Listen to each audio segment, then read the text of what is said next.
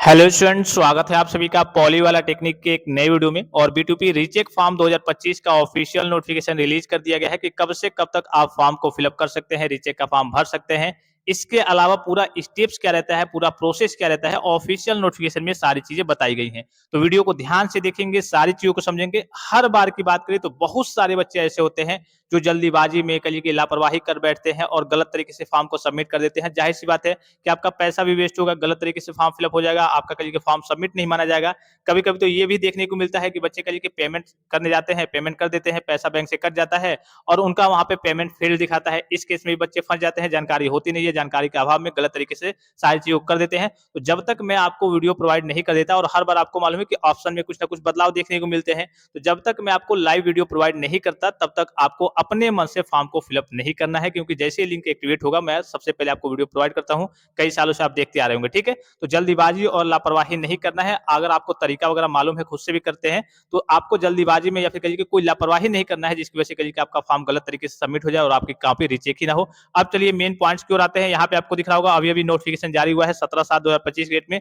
विषय की बात करें तो वही है, परिषद द्वारा आयोजित सम सेमेस्टर वार्षिक बैक पेपर विशेष बैक पेपर परीक्षा मई जून 2025 के परीक्षा परिणाम उपरांत पुनर्मूल्यांकन यानी कि रीचेक कराए जाने के संबंध में जो मेन चीजें हैं वो समझ लीजिए। नोटिस तो बहुत बड़ी है, सारी चीजें आपको पढ़ के बताने से फायदा नहीं है। जो मेन चीजें हैं जो आपके लिए, आपके जानने के लिए जरूरी है, वो चीज समझ लीजिए। अब यहाँ पे देखिए, आपको दिख रहा होगा उक्त परीक्षा से संबंधित ऐसे छात्र छात्राएं जो अपने अंकों से असंतुष्ट है, यानी कि संतुष्ट नहीं है, उनको लगता है कि नहीं भाई मेरी कॉपी गलत तरीके से चेक हुई है या फिर मुझे नंबर कम मिला है, परिषद की वेबसाइट www.b2p.ac.in पर उपलब्ध लिंक रिजल्ट द्वारा अप्लाई फॉर रिवोल्यूशन, यानी कि इसका लिंक कहां पे मिलेगा आपको, जैसे आप रिजल्ट चेक करने जाते हैं रिजल्ट वाले सेक्शन में, वहीं पे आपको ऊपर देखने को मिलेगा अप्लाई फॉर रिवोल्यूशन के माध्यम से ऑनलाइन आवेदन कर सकते हैं। आपका आवेदन ऑनलाइन ही होगा। यह भी अवगत कराना है कि इस सर्विसेज जनहित पोर्टल पर पंजीकृत मोबाइल नंबर के माध्यम से ही लॉगिन किया जा सकेगा, यानी कि वहां पे आपका रजिस्टर मोबाइल नंबर पे ओटीपी भी जाता है, तो वही उसी नंबर पे ओटीपी जाएगा जो आपने इस सर्विसेज जनहित पोर्टल पे जब रजिस्ट्रेशन किया था, उसी मोबाइल नंबर पे ओटीपी जाएगा। अगर आपने वहां पे रजिस्ट्रेशन नहीं किया हुआ है तो आप रजिस्ट्रेशन कर लेंगे, ठीक है। सिंपल सा प्रोसेस है, इजी सा प्रोसेस है। ये चीज आप समझ गए। अब सबसे पहले मैं मोटा मोटी आपको स्टेप्स बता दे रहा हूँ कि कौन कौन से इसमें स्टेप्स वगैरह होते हैं। तो पहला स्टेप क्या होता है, आपका रजिस्ट्रेशन करना। रजिस्ट्रेशन मतलब मान लीजिए कि आपने ओपन किया, enrolment number date of birth की सहायता से आपने ओपन किया। जैसे आप ओपन करेंगे वहां पे इनरोलमेंट और डेट ऑफ बर्थ की सहायता से ओपन करेंगे तो आपको सारे ऑप्शन देखने को मिल जाएंगे, सारे सब्जेक्ट वगैरह देखने को मिल जाएंगे। मान लीजिए कि आपने 5 सब्जेक्ट का पेपर दिया था, पांचों में आप पास हैं या फिर बैक लगी है या फिर जो भी हो, ठीक है। अगर आप पास हैं, ग्रेस लगा है, बैक लगा है, कोई किसी भी स्थिति में आप रीचेक का फॉर्म फिलअप कर सकते हैं। पास भी है, जैसे बहुत सारे बच्चे पास होते हैं, 17-18 नंबर या फिर 22 नंबर मिला है, उनको लगता है कि नहीं भाई मेरा तो 40 से ऊपर आना चाहिए था, तो वो भी रीचेक करा सकते हैं। सभी बच्चे रीचेक करा सकते हैं। तो आप जितने भी सब्जेक्ट में रीचेक का फॉर्म फिलअप करना चाहते होंगे, जिस भी सब्जेक्ट में आपके अंदर कॉन्फिडेंस होगा कि हाँ हमने ये तो ठीक ठाक किया था, अच्छा किया था, इसमें मेरे नंबर बढ़ जाने चाहिए, तो उसमें आप रीचेक का फॉर्म फिलअप कर सकते हैं। सब में चाहे तो सब में फिलअप कर सकते हैं, एक दो में चाहे तो एक दो में आप फिलअप कर सकते हैं। ये चीज आप समझ गए। तो सबसे पहला काम आपका रजिस्ट्रेशन का होता है। रजिस्ट्रेशन के 24 प्लस घंटे बाद, ऑफिशियल नोटिफिकेशन में 24 घंटे रहता है, 24 प्लस घंटे बाद आपको पेमेंट करना होता है, ठीक है। पर सब्जेक्ट आपका कितना रुपया लगता है, 500 रुपया। अगर आपका 2 सब्जेक्ट में है तो 1000, 3 में है तो 1500, 4 में है तो 2000, 5 में है तो 2500 रुपया, 6 में है तो आपका 3000 रुपया लगेगा। पर सब्जेक्ट आपको 500 रुपए का पेमेंट करना होता है। ये पेमेंट आपको रजिस्ट्रेशन के 24 घंटे बाद ही आपको पेमेंट करना होता है। फिर इसके 24 घंटे बाद, पेमेंट के 24 घंटे बाद आपको फाइनल रसीद देखने को मिलती है, वो आपको डाउनलोड करके आपको उसको ले जाकर के कॉलेज में सबमिट करना होता है। ये पूरा प्रोसेस मैंने आपको मोटा मोटी बता दिया, वही नोटिफिकेशन में भी लिखा हुआ है। सबसे पहले वहां पर देखिए जो चीज मैंने आपको बताया, तो पहला पॉइंट में वही है कि आप लॉगिन करेंगे जाकर के। कैसे लॉगिन करेंगे भाई, वहां पे जाएंगे आप, जो रिजल्ट वाला ऑप्शन है वहां पे अप्लाई फॉर रिवोल्यूशन का ऑप्शन देखने को मिलेगा, उसमें क्या करेंगे अपना enrolment number date of birth की सहायता से लॉगिन करेंगे। वही जो चीज मैंने आपको बताया वही उसी का पूरा सारांश दिया हुआ है, ठीक है। उसके बाद से दूसरा में है, उसके बाद से मेन स्टार्ट होता है। जिसे मान लीजिए आपने लॉगिन कर लिया, उसके बाद से आपको 3 प्रोसेस देखने को मिलेंगे। पहला क्या होगा, आपका रजिस्ट्रेशन करना होगा। जैसे रजिस्ट्रेशन करेंगे, रजिस्ट्रेशन में क्या होता है कि किस किस सब्जेक्ट में आप रीचेक वगैरह कराना चाहते हैं, वही आपका नॉर्मली रजिस्ट्रेशन होता है। रजिस्ट्रेशन के 24 घंटे के बाद ही आपको क्या करना होता है, फीस का पेमेंट करना होता है। ये भी मैंने अभी आपको ऊपर बता दिया। इसमें ये भी सारी चीजें मेंशन है कि अगर आप मान लीजिए कोई गलती कर देते हैं जल्दीबाजी में या फिर किसी तरीके से, तो इसमें बोर्ड की जिम्मेदारी नहीं होगी, आपको सुधार का मौका नहीं मिलेगा, ठीक है। इसको मैं एक बार आपको पढ़ के दिखा दे रहा हूं। यहाँ पर देखिए, विषयों का चयन सावधानी पूर्वक किया जाए एवं छात्र छात्राएं जिन विषयों की परीक्षा में सम सेमेस्टर वार्षिक बैक पेपर विशेष बैक पेपर परीक्षा मई जून 2025 में सम्मिलित हुए हों तथा जिन विषयों के अंकों से असंतुष्ट हैं केवल उन्हीं विषयों का चयन करेंगे, यानी कि जिनमें लगता है कि हाँ भाई मेरे इसमें अच्छे खासे नंबर आने चाहिए थे। आपकी मर्जी, आप चाहे पूरा में भरना चाहें तो उसमें भर सकते हैं, कोई दिक्कत नहीं है। ठीक है, विषयों के चयन में हुई किसी भी प्रकार की त्रुटि के लिए छात्र छात्राएं स्वयं जिम्मेदार होंगे। परिषद द्वारा त्रुटि का निराकरण किया जाना संभव नहीं है, यानी कि अगर आप कोई गलती कर देते हैं तो इसमें बोर्ड की जिम्मेदारी नहीं होगी। तो ये तो पहला आपका रजिस्ट्रेशन हो गया। रजिस्ट्रेशन के 24 प्लस घंटे बाद आपको क्या करना है, फीस का पेमेंट करना है। जो बी वाला ऑप्शन दिख रहा होगा, प्रति सब्जेक्ट आपका 500 रुपया लगने वाला है। यहाँ पे ऑफिशियल नोटिफिकेशन में पहले भी आपको बता दिया गया है कि हर एक सब्जेक्ट, अगर आपका एक सब्जेक्ट में अगर आप रीचेक कराना चाहते हैं तो 500 रुपया, 2 में तो 1000, 3 में तो 1500, 4 में तो 2000, 5 में तो 2500, 6 में तो 3000, इस तरीके से आपका पेमेंट करना होगा। जैसे ही पेमेंट कर लेते हैं, पेमेंट करने के बाद से उसकी रसीद भी आपको वहां से डाउनलोड कर लेनी होती है, वो मेन रसीद नहीं होती है।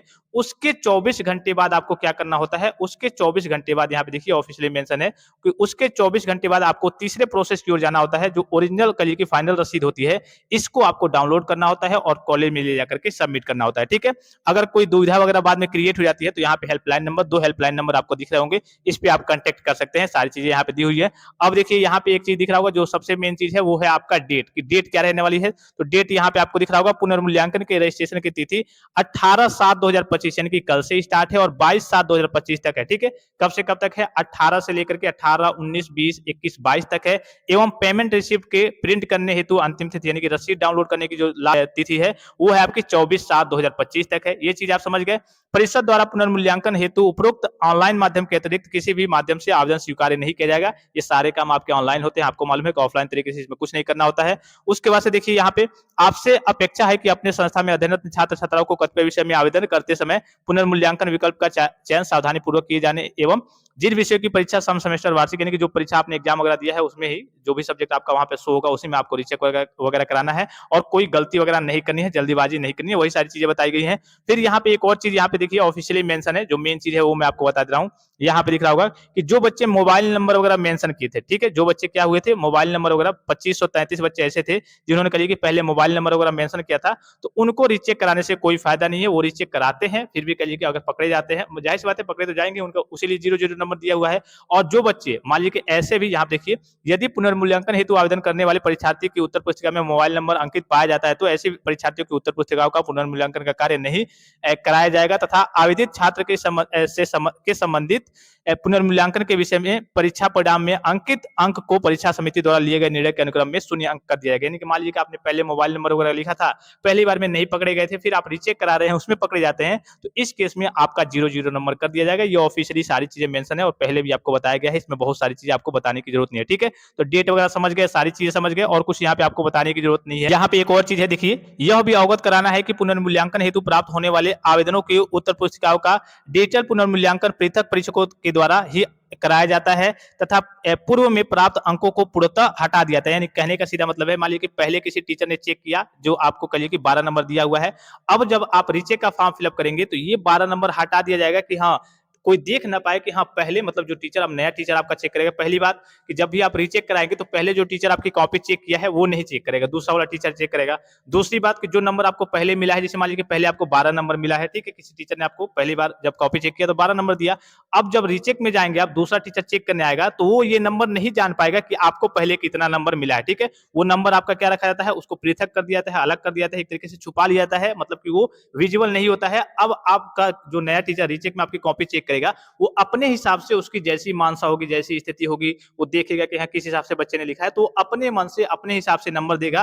पहले वाला नंबर आपको कितना मिला था उससे कोई लेना देना नहीं है। अब इससे एक अच्छी चीज में ये होती है, जैसे मान लीजिए कि आपने थोड़ा सा बहुत अच्छा खासा तरीके से लिखा था, पहले वाले टीचर ने गलत तरीके से, मतलब कि कहिए कि थोड़ा सा हार्ड नेचर का था, उसने कहिए कि आपको नंबर काट काट के 12 ही दिए थे, और दूसरा जो टीचर रीचेक वाला चेक करेगा अगर वो सॉफ्ट नेचर का होता है तो कहेगा कि हाँ भाई इसने लिखा है, ठीक ठाक लिखा है, तो ऐसे ऐसे नंबर देते जाएगा, हो सकता है कि वो पास कर दे। अगर वो नंबर देख लेता कि पहले आपको 12 ही मिला था तो हो सकता है कि वो भी उसी के आसपास दे देता, मोटा मोटी 12 दे देता, 14 देता या फिर 10 दे देता, ऐसे करके देता। लेकिन जब वो जान नहीं पाएगा तो जब नए सिरे से कॉपी चेक करेगा तो उसको जिस हिसाब से अच्छा लगेगा उस हिसाब से आपको मार्क्स वगैरह देगा। और आपको मालूम है कि रीचेक में मार्क्स बढ़ते भी हैं घटते भी हैं और सेम भी रहते हैं। ठीक है, ये सारी स्थिति आपको मालूम है।